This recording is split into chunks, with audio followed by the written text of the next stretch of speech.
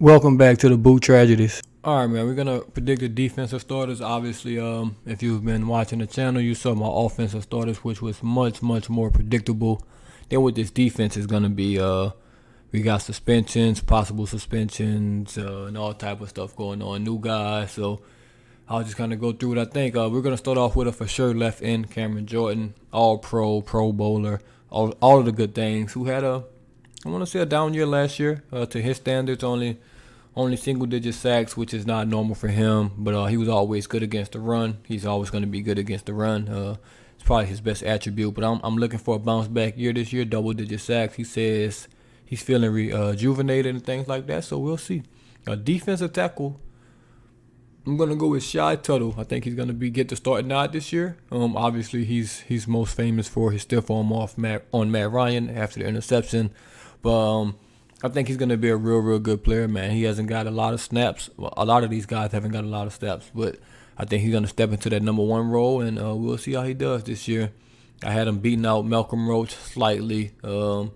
Just because I don't think Malcolm Roach is really a three down, D tackle. He's more of a run stuffer, third and short, goal line type guy. So I think Shai Tuttle's going to win that job. Defensive tackle, too. This might surprise a lot of people. Tano. Yeah, I'm not attempting to pronounce that last name. Y'all can have fun trying that.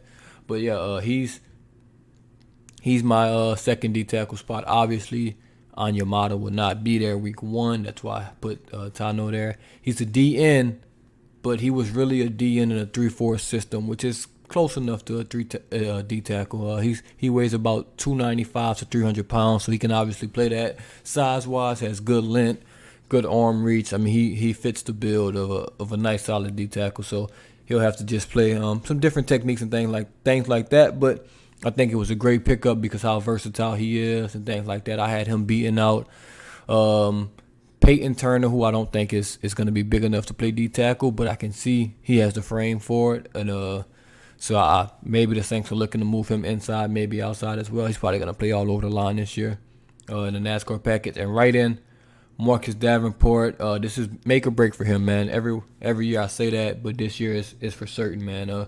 He has to step up this year. No Trey Hendrickson, who kind of bailed him out from criticism last year because Trey Hendrickson stepped up and played so well that no one could blame Marcus Davenport for not really playing because, I mean, you had a top 5 guy in sacks in the NFL basically on your team in your position. So this would be the year for Marcus Davenport, man. I'm tired of saying every year that, he's got all the potential in the world, athleticism, this and that. When he puts it together, hey, it's time to put it together this year, man. So we'll see what he do.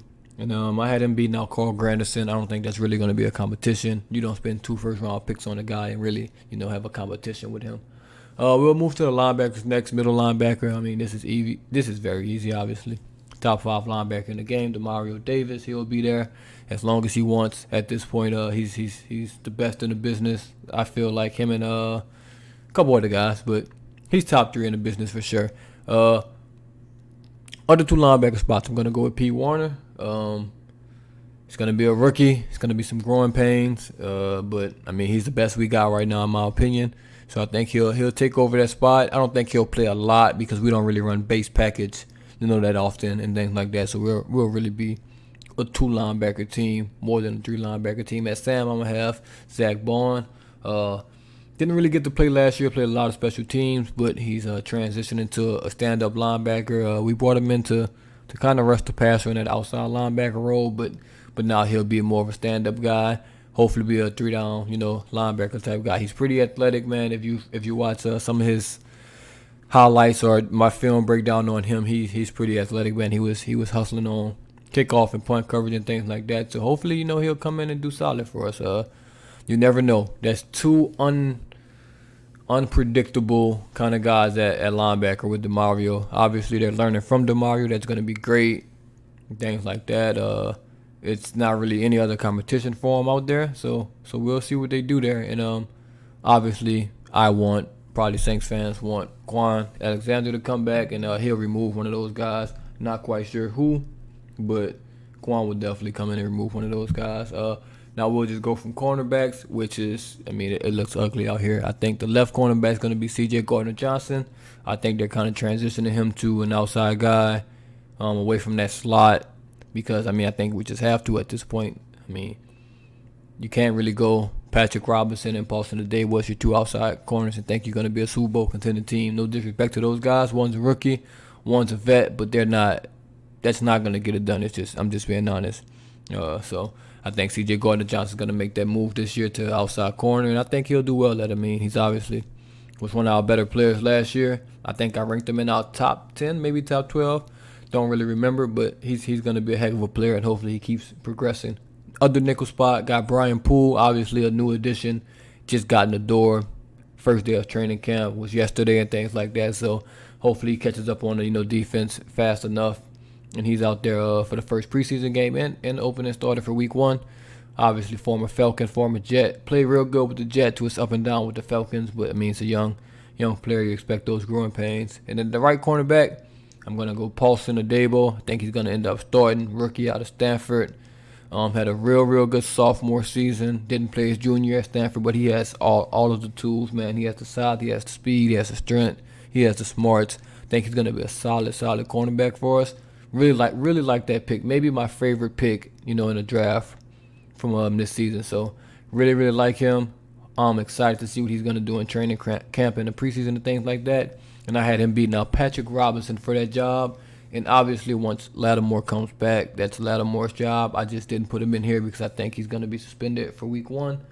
And yeah, that's really the only reason why. So if he's suspended, I could also see, when Lattimore comes back, I can also see Paulson sliding to the left cornerback or in the slot, and then slide CJ in the slot, things like that. So they'll have people to play with and things like that once Lattimore gets back. But we all really want Xavier Howard, but that's another video for another day. And hopefully that happens because I would love to make that video. And 2 safeties, this is easy. You got Marcus Williams at free safety. Still one of the best young talents in the league. I'm hoping he make that jump as well. He's kind of in that same boat as Marcus Davenport for me, but obviously he's been way better, than Marcus Davenport. But just guys that have all the tools but just haven't put it together for a full season yet in my eyes. Marcus Williams is going to always live with, that one play over his head, man. So I'm really hoping we start winning so he can kind of erase that from memory, because every time I see him, I think back to the Minnesota play. It's hard. Obviously, it doesn't really matter anymore. It's over with. It's been some years, but, man, the tragedy continues. The tragedy is going to always continue until we win one. And then once we win one, those demons will escape. And obviously, at strong safety, we're going to have Malcolm Jenkins, old vet, probably going to be a captain along with DeMario Cam Jordan this year. And, man, obviously he's going to round out the starters for us. And you do not see P.J. Williams on this chart. And hopefully we do not see P.J. Williams on the field this year. That was unnecessary, but anyways. Yeah, man, that's a defense, right? This is a super solid group. Obviously, linebacker is yuck. Not yuck, but it's yuck. Sean Payton obviously said, but not obviously, but Sean Payton said yesterday that when he was asked about the receivers, would they, get any more receivers, and he was like, it's more pressing positions that need to be looked after, and linebacker, I'm 100% certain is what he was talking about there. Cornerback's probably number 2 because those positions are, So, man, it's just like the offense, man, how the receivers really, have everything to prove. This year, I think the corners and the linebackers have a lot to prove. Obviously, you're going to have Lattimore and DeMario with not really anything to prove. Well, Lattimore may have something to prove, contract year and things like that. But those two, they're solidified top 10 guys at their position in this league. But a lot of other guys have stuff to prove, man, which can be a good thing and a bad thing, man. But it's also going to be a lot of first-time players. So it's obviously a changing of a guard with the Saints, man. Offense is looking very different. Defense is looking very different. But, hey, man, it's time for a change. It's time to, turn a new chapter. That's why they get paid the big bucks over there, man. Everybody's on this roster is getting paid to do their job. And hopefully these guys come out and do their job. And it's the Boo Tragedy. Thank y'all for tuning in once again. And I'm out.